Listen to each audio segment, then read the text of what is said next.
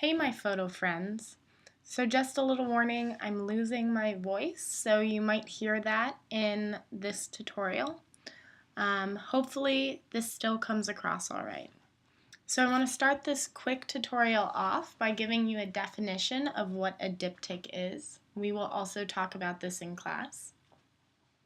But a diptych is a photograph made of two images to create one united image. Generally, the two images compare or contrast to the subjects within.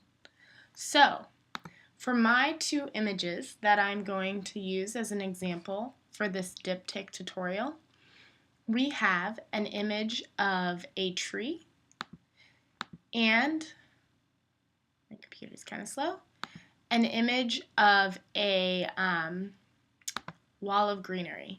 And this tree is centered in the middle of the image, surrounded by a house, whereas that wall of greenery was actually a fake wall, like the plants were fake. So I thought that that was a nice comparison, that because the subjects contrasted real versus fake.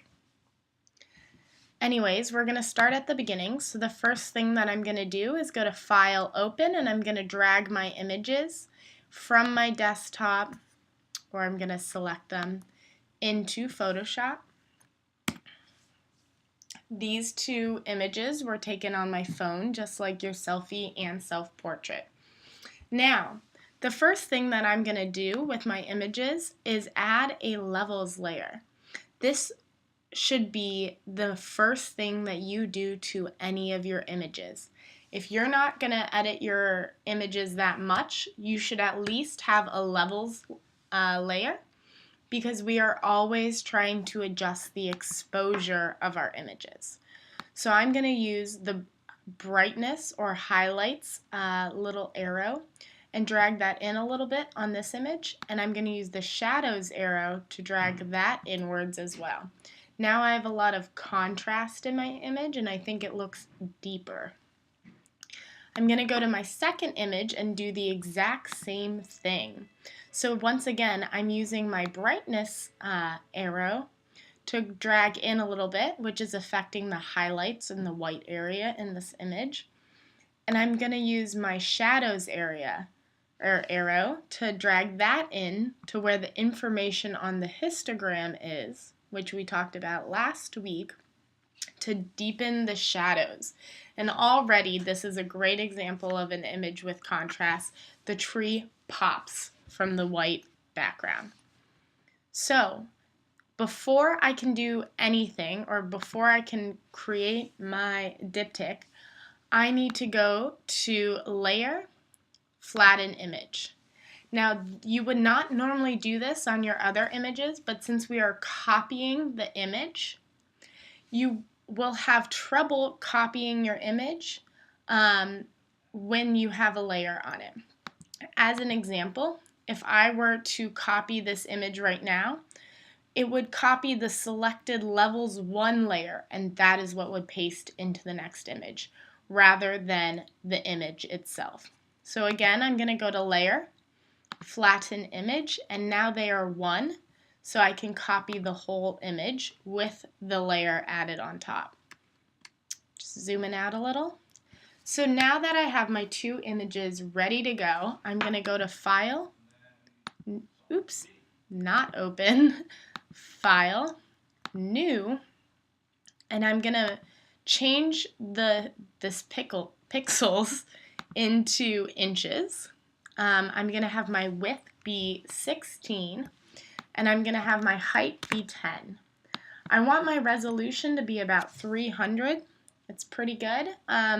If you are finding that your images are importing very small, you may want to lower your resolution, but please come to me and have that conversation with me before you do. Great.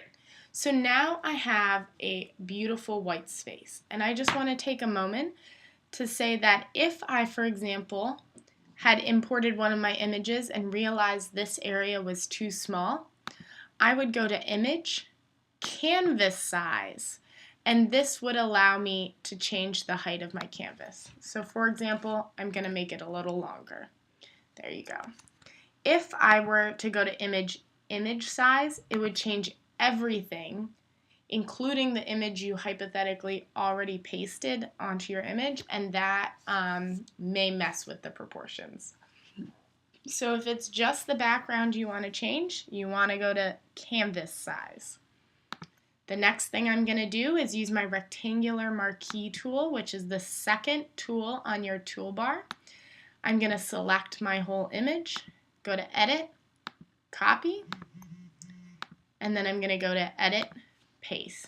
Now this is way too small, so I'm going to go to Edit, Free Transform. And now I'm going to hold down the Shift key and drag out the corner until the image is a little bit bigger. And as you may see, my image looks really blurry, but once I hit the Enter bar or the Return key, you can see the resolution looks a lot better. I'm going to do the same exact thing to my second image, so I'm going to use the rectangular marquee tool to select the image, go to Edit, Copy, and then Edit, Paste. Once again, my image is too small, so I'm going to go to Edit, Free Transform, hold the Shift key, and then I'm going to try and make my image the exact same size as my other one. And as you can see, what I'm doing is using my other one as a guideline and trying to line up the top and bottom. So now I'm going to use the Move tool, which is the first tool in your toolbar. And I'm going to try and move these images so that we have enough space. But this looks like a tight squeeze. So as I mentioned before, I'm going to have to use that canvas size. Now to show you an example, if I were to change my width for my image size, the whole image would get bigger. So nothing has changed with the background. I can't move my images anymore, but they actually got bigger. So I'm going to use image canvas size 15. Now I have a little bit more room. And I just also want to note that to move your images around, you need to be on their layer. So layer 1 is this wall of fake greenery, and that's how I can move it. But if I tried to move layer 2, it would only move layer 1. So I need to click on layer 2 in my layers window and move that over. Now I have a diptych. If you want to add text or anything using the text tool, which I'm highlighting at the moment, feel free. But if you think this is all you need, then go to File, Save As, and we're actually going to save it as a Photoshop tool. I'm going to title it Diptych. Press an OK. But then, since I know that I need to upload it to my student work folder, I'm going to also save it as a JPEG.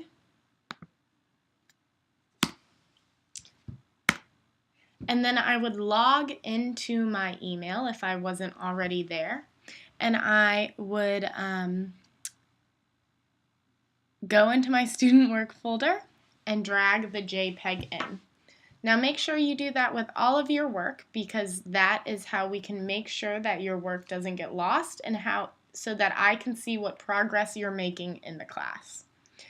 All right, now make sure that you try and edit 5 photos today, and I expect you to at the very least have a levels layer on each one.